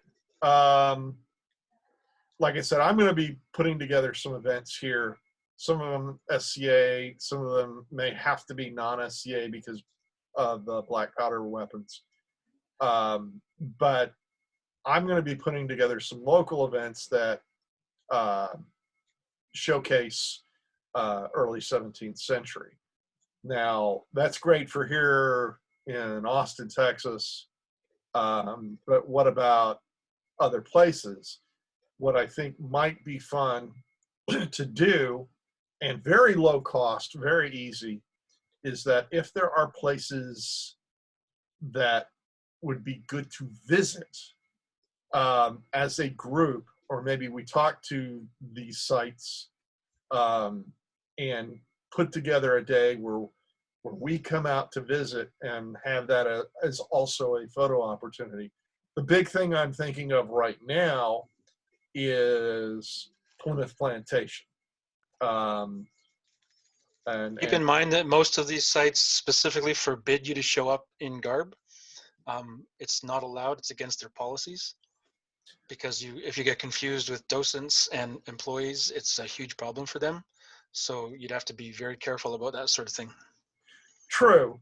But I've actually talked to Plymouth Plantation. And they're, within a certain context, they're actually open to it.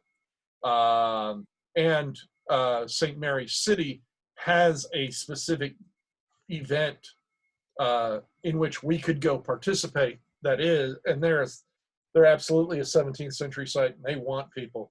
I've talked to them briefly as well. So you're absolutely right. You have to coordinate with the site first and let them know what you're doing and get their buy-in. But if it's a value add to them, or if you're not, at least not taking anything away, they're generally pretty open. So the idea is that, okay, a bunch of us are gonna get together and we're just gonna go visit Plymouth Plantation.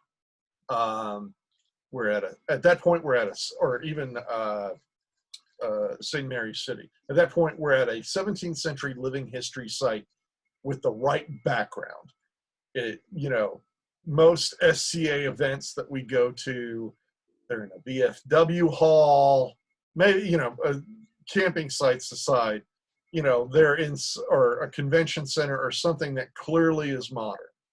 Whereas if we're doing an event, it's at as close to 17th century ambiance as possible. So I think that if we do events like that, as much as we can, then again, it's people seeing us doing fun things, and maybe they want to come do the fun things with us. But let me go ahead and tie up the website discussion. Are there any other thoughts on the website before I stop sharing this? Okay. Just a quick question. Sure. Are you just going to be running it from yourself as a published kind of page through a particular press system, or is this going to be a wiki type page or a database? I'm just wondering if you're going to be wanting contributors or how you want to run it. Real good question. I would love contributors, but how that happens, if I could set up a wiki that where other people could contribute, that would be awesome. I'm not familiar with the software to do that. My thinking was that I would be putting most of this together, and people had stuff to contribute, I would add it. But maybe we need a wiki or a forum. Excuse me. Perhaps a wiki would be a really good thing to have. I don't. Does that? It's a way bigger project, and I don't want to push that on you because I certainly don't know how to set up a wiki either. No, that's a really good thing to bring up. Is that if we had a 17th century wiki, and you think of, and I'm going to butcher this, was it Wikinower or the website that a lot of historical European martial arts go to? they have a wiki. So, all right, Beatrice, I see you have your hand up. Yes. And this is because I'm pretty sure that the board of directors is going to want to know this detail, but when it comes to the how-tos and the tutorials, do we already have people who are knowledgeable in this time period to help to introduce all the period appropriate things? Okay. Good question. So one of my other projects, is to produce, because I do filmmaking. It's one of my degrees. Is to produce a few different tutorial type things. One of them I'm going to call Kitchen Cavalier, where we're doing 17th century recipes. But also kind of like one of the projects hopefully I'll be able to do before the end of the year is, all right, I'm going to make a period colors, flag for the Bringwell Train Band and for the Black Rose Academy. So here's how you make, a period flag, it's 6.5 feet by 6.5 feet. Here's how you sew the seams so they stay together, and don't tear apart in the wind. And later do stuff that's like period clothing. Right, we're definitely going to need people who can at least advise on the period clothing because, I mean, like I said, I was very unfamiliar about how this particular person knew how to make that type of dress, since that wasn't the sort of thing that I saw at an SCA event. Yeah, the short answer is some of us will be a lot, I'm stepping up to the plate to make some videos. Hopefully some of the rest of us will, but there's also a lot of stuff out there on YouTube. I mean, Morgan Donner, I don't know if you're familiar with her. She's in the SCA, and she had a really good video on making turn shoes. So what's it called? Morgan Donner. Oh, yeah. So she. I already subscribed to her. Yeah. So one of the things that we could do is in our links section or in the resources section under videos is put a link to her video on how to do turn shoes. Now, turn shoes aren't the same as latchet shoes, but a lot of the technique is very similar. So, we could have stuff that we find out on the web and then stuff that we produce ourselves or someone that we know produces. So that's... I know that with resources, I would like to see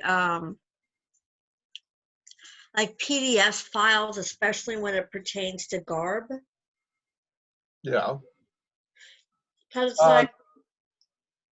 like we're not going to be able to find like a period resource for garb that, at the very least, that's not published in England or that doesn't cost like $100. Yeah, that's going to be tricky. I'm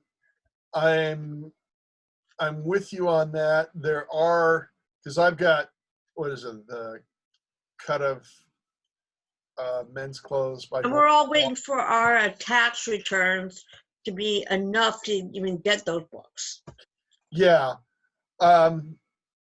We'll have to find those resources or create those resources as things go along.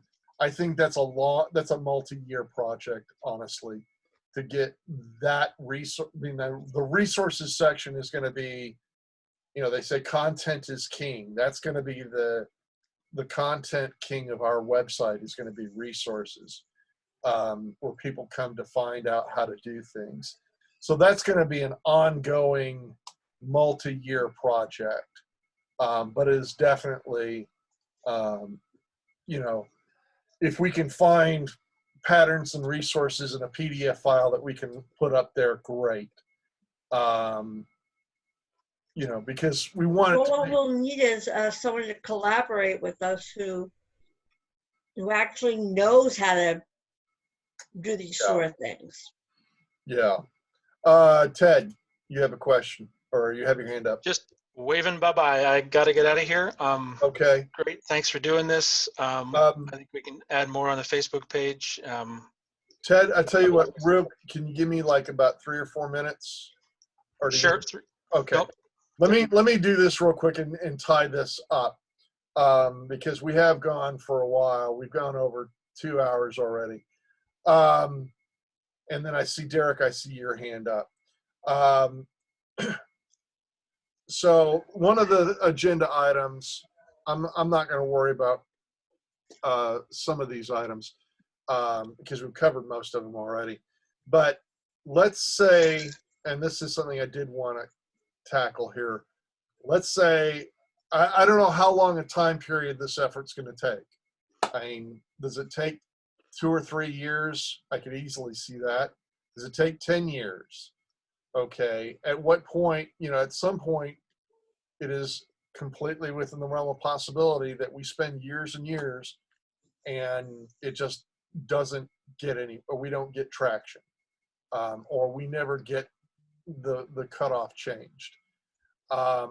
So at that, I'd like to have, at least in the back of our minds, what do we do if we come to that situation where it's just clear we're never going to get the cutoff changed to 1650? What do we do? What's our We plan? keep trying. Well, yeah, but this assumes that we've been trying for years. All right, and we get to a point where it's clear that our efforts aren't getting traction. I think then what we should do is, well, first of all, listen to the feedback from the board of directors, and then see what we can do about changing our game plan to around that feedback. Okay. Derek, go ahead. So, so I had a couple of things I wanted to say, but I'll answer your question first. Okay. There are only 2 answers to the question, can we extend to 1650? One of those answers is yes. The other answer to that question is not yet. Okay. And so whatever answer somebody gives, we just need to decide, is that a yes or a not yet answer? And we move forward. I don't think this is a thing that if you get enough people interested, it's just going to happen. How long it takes to get enough people interested is the question. Because, you know, the SCA has been around since '68. Pretty soon we're going to be at the point where the people who have characters who are on the edge, their characters have gotten older and they have to have a later time period, you know, or whatever. Right. I mean, I'm just pulling a thing out of my hat, but. Well, actually, So- that's a really good argument to make because, I mean, suppose you do have a persona who started out in like the mid or the late 16th century. That persona just might live into the 17th century. Yeah. Yeah. So the other thing that the few things I want to say, we're talking about the website. I'm going to recommend we think about turning the website into a resource hub. In other words, it's where you go to find information about doing 17th century stuff. Yeah. We don't need to make it a 1650 drop off. We could do anything in the period. And like Tyvar created something that was really nice as a resource for people, the opportunity to come and play with fencing swords and eventually to play with, you know, real period type swords and everything else. And he kept in a positive way creating an opportunity, and the change came about because there was enough support there. So in a lot of ways, I think you're doing tons of stuff right already. I mean, the fact that you're running events, the fact that you're using a positive way to entice people and all this other stuff, I think you should be commended for this stuff. Thank you. But I think if you take the website and make that further a resource, and then we just put links to, like you said, Donner's videos, and anything else we find. If all of us just collect links and send them to you, you can then, you know, put them in whatever way makes sense. We can start having a thing where you become the go-to page. The other nice thing about that is you're going to start attracting a lot of people outside the SCA to your page as a resource. Those people can then have an interest in what we're doing. They want to be involved with us. Maybe they come in as SCA members eventually. Maybe they come in as advocates. And even if they don't, their numbers start to show the board, hey, this is a recruiting potential. All these people are interested in this topic. There's this burgeoning website with all this stuff and activity going on. We could suddenly recruit all these people into the SCA for, you know, changing 3 letters in the document. Yeah. So we talked about creating content. I think that's great, but creating content takes an awful lot of work, as you well know, probably better than most of us because of doing video. So as much as we can use resources that already exist and flesh those out and maybe put comments and things like that, we can get a lot more bang for our buck in a shorter period of time. And by the way, get a bunch of friends who might not be SCAers, but who could be. The last thing I wanted to mention is you talked about the Ren Fair and sort of the attitude they have of, you know, what it is that you're trying to bring about. And Ren Fair people tend to have this very, you know, outgoing and positive thing. They're a little bit less historical oriented than a lot of the SCA people, a little more theater, but maybe some of that energy can be tapped into. Are there people there from your past and from other people's past, because there are Ren Fairs everywhere, who can be brought into this movement or whatever it is we end up calling it? Anyway, those are my quick dump of thoughts. Good points. I know that, and I'm going to wrap it up here. We've gone for over 2 hours. So, and I know that some people need to leave. So, this has been a really good discussion. I think this is going to shape the direction moving forward. Lots of good feedback. You know, it's certainly given me a lot to think about, a lot of good stuff to think about, a lot of stuff to implement. So I want to say thank you, everyone, for your input and your suggestions. I will probably, hopefully I'll be able to upload this video so that everybody can see it. Any just super quick last words before we call it a day?